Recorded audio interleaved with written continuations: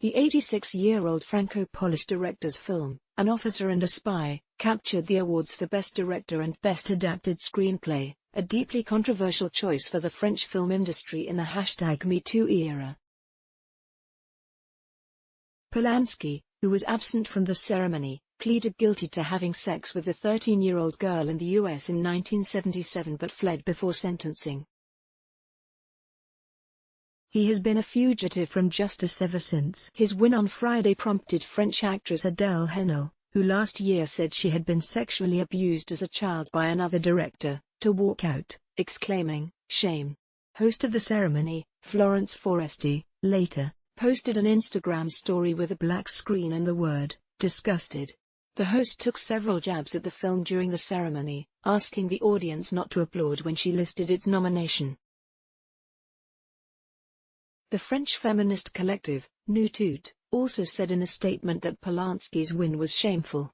The Academy of the Césars had spat in the face of victims of pedophile acts, in the face of victims of sexist violence and, more broadly, in the face of millions of women in this country, the group added.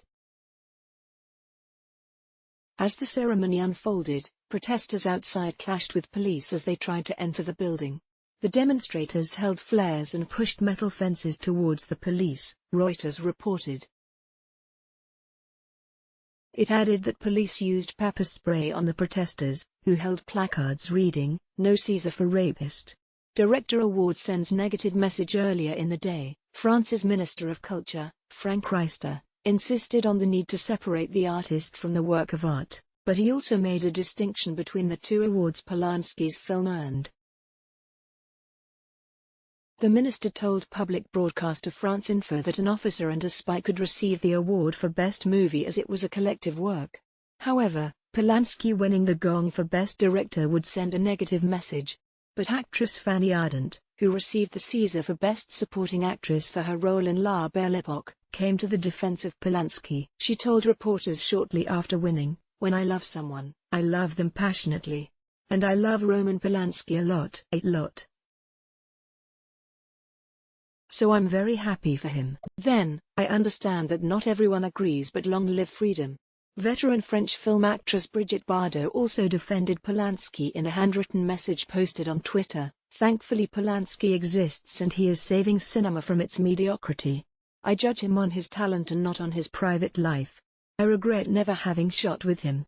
Deeply controversial choice. Polanski turned down CNN's request for an interview, but said in a statement that he couldn't attend the César Awards ceremony because he didn't want to face a self-proclaimed court of opinion ready to trample on the principles of the rule of law so that the irrational can once again triumph unchallenged. "We already know how the evening will unfold. Activists threatening me with a public lynching," he said, in a reference to feminist activists who have vowed to protest outside the venue. Polanski went on to thank the 200 remarkable talents who worked with him on the film, and said part of what kept him from attending was the need to protect his family. The film was nominated for 12 awards. It tells the true story of a French army captain, Alfred Dreyfus, a Jew, who was falsely accused, and convicted, of treason in 1894. It is considered one of the most infamous wrongful convictions in French history, and Dreyfus was eventually exonerated. The movie has done well at the box office, despite the controversy, with more than 1.6 million tickets sold, according to the latest figures from the French National Cinema Center. Let's block ads. Why?